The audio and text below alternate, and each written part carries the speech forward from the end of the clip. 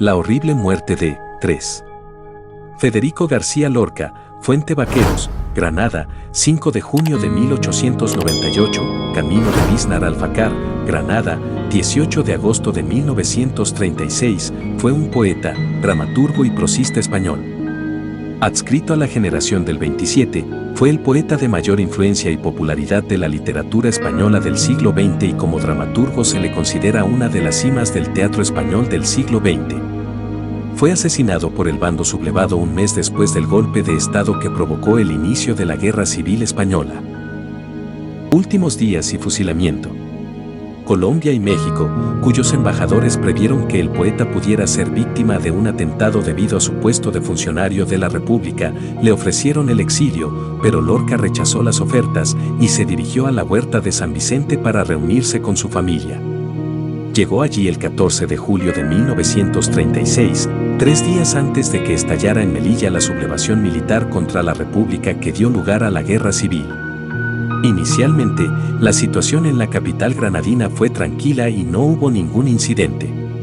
Sin embargo, el día 20, la guarnición militar de la ciudad se sublevó y en poco tiempo el centro de Granada estaba en poder de las fuerzas sublevadas. El cuñado de Federico y alcalde de la ciudad, Manuel Fernández Montesinos, fue arrestado en su despacho del ayuntamiento.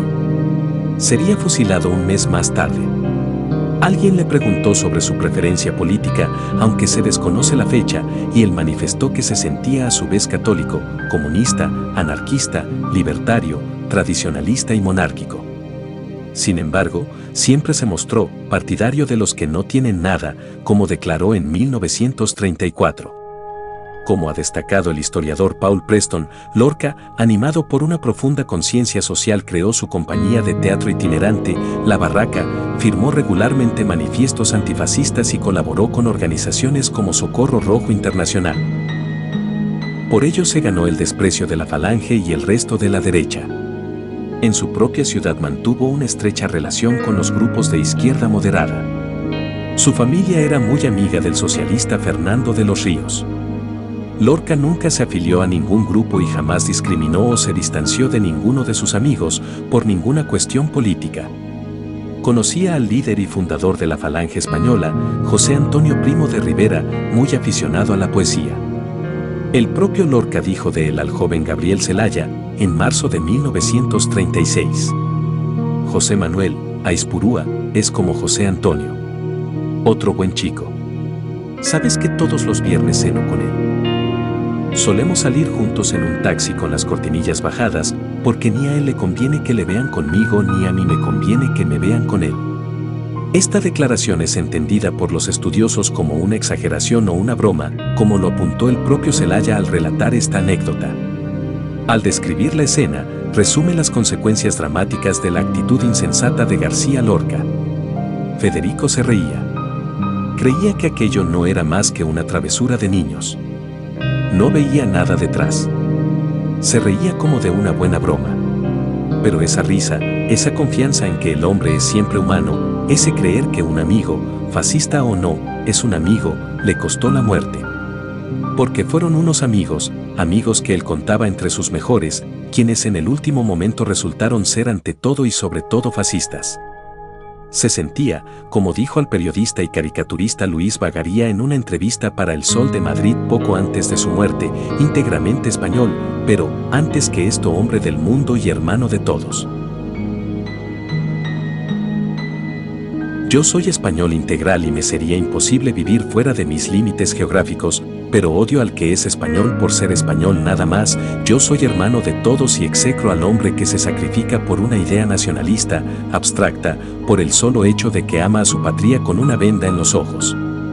El chino bueno está más cerca de mí que el español malo. Canto a España y la siento hasta la médula, pero antes que esto soy hombre del mundo y hermano de todos. Desde luego no creo en la frontera política. En Granada buscó refugio en casa de la familia de su amigo el poeta Luis Rosales, donde se sentía más seguro ya que 2 de sus hermanos, en los que confiaba, eran destacados falangistas de Granada. A pesar de ello, el 16 de agosto de 1936 se presentó allí la Guardia Civil para detenerlo. Acompañaban a los guardias Juan Luis Tres Castro Medina, Luis García Álix Fernández y Ramón Ruiz Alonso, exdiputado de la Seda, que había denunciado a Lorca ante el gobernador civil de Granada José Valdés Guzmán. Valdés consultó con Queipo de Llano lo que debía hacer, a lo que éste le respondió: dale café, mucho café. Según el historiador Ian Gibson, se acusaba al poeta de ser espía de los rusos, estar en contacto con estos por radio, haber sido secretario de Fernando de los Ríos y ser homosexual. Fue trasladado al gobierno civil y luego al pueblo de Biznar, donde pasó su última noche en una cárcel improvisada, junto a otros detenidos. Después de que la fecha exacta de su muerte haya sido objeto de una larga polémica, parece definitivamente establecido que Federico García Lorca fue fusilado a las 4:45 horas de la madrugada del 18 de agosto, en el camino que va de Biznar al Facar. Su cuerpo, que jamás se recuperó, permanece enterrado en una fosa común anónima en algún lugar de esos parajes, junto con el cadáver de un maestro nacional, Dioscoro Galindo, y los de los banderilleros anarquistas Francisco Galadí y Joaquín Argollas, ejecutados con él. Juan Luis Tres Castro presumiría después de haber participado personalmente en los asesinatos, recalcando la homosexualidad de Lorca. H. G. Wells envió el siguiente despacho a las autoridades militares de Granada. H. G. Wells, presidente Pen Club de Londres, desea con ansiedad noticias de su distinguido colega Federico García Lorca y apreciará grandemente la cortesía de una respuesta. Cuya respuesta fue la siguiente. Coronel Gobernador de Granada a H. G. Wells, ignoro lugar hallace de Federico García Lorca, firmado, Coronel Espinosa. El 23 de abril de 2015 se hizo público un informe policial fechado el 9 de julio de 1965, basado en una investigación realizada ese mismo año, que corroboraba la ejecución de Lorca por las autoridades franquistas. En el informe se le acusaba de socialista, amigo de Fernando de los Ríos, y masón, perteneciente a la logia Alhambra, en la que adoptó el nombre simbólico de Homero, y le atribuía prácticas de homosexualismo y aberración. También afirma que fue condenado a muerte tras haber confesado, aunque no especifica que habría confesado. El informe fue redactado por la Tercera Brigada Regional de Investigación Social de la Jefatura Superior de la Policía de Granada a petición de la hispanista francesa Marcelle Auclair, aunque nunca obtuvo respuesta, ya que el informe fue ocultado por la dictadura franquista. La existencia del dicho informe fue mencionada por primera vez por el periodista falangista Eduardo Molina Fajardo en su libro póstumo Los últimos días de García Lorca, 1983.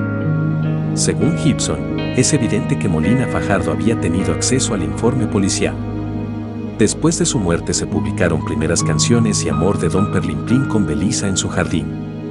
Una de las obras más estremecedoras sobre el hecho de su muerte es el poema El crimen fue en Granada, escrito por Antonio Machado en 1937. En el otro bando, Unidad, un periódico falangista de San Sebastián, publicó el 11 de marzo de 1937 una sentida elegía firmada por Luis Hurtado Álvarez y titulada A la España imperial le han asesinado su mejor poeta. Una de las biografías sobre Federico García Lorca más documentadas, controvertidas y populares es el bestseller publicado en 1989 y titulado Federico García Lorca, Alive, Vida, Pasión y Muerte de Federico García Lorca, edición en español en 1998, del hispanista de origen irlandés Ian Gibson. Conmemorando el centenario de su nacimiento, el 5 de junio de 1998, comenzaron las emisiones de televisión de Canal Sur 2. En 2009, en aplicación de la Ley para la Recuperación de la Memoria Histórica aprobada por el gobierno de José Luis Rodríguez Zapatero, se abrió la fosa donde supuestamente descansaban los restos del poeta, sin encontrarse nada. En mayo de 2012 salió a la luz su última carta, dirigida a su amigo íntimo, el escritor y crítico de arte Juan Ramírez de Lucas. En 2014 se iniciaron trabajos de localización de la fosa donde fue enterrado y de identificación de cuerpos, aunque dada la negativa de la familia del poeta parece improbable la exhumación de su cuerpo. En 2015 la escritora Marta Osorio publica un libro en el que analiza la información que Agustín Penón recopiló sobre el emplazamiento del cuerpo del poeta, principalmente de Emilia Llanos, amiga íntima del poeta, apuntando a un traslado del cuerpo a otro emplazamiento del mismo camino donde fue enterrado o incluso a Madrid. Muchas gracias por verlo hasta el final.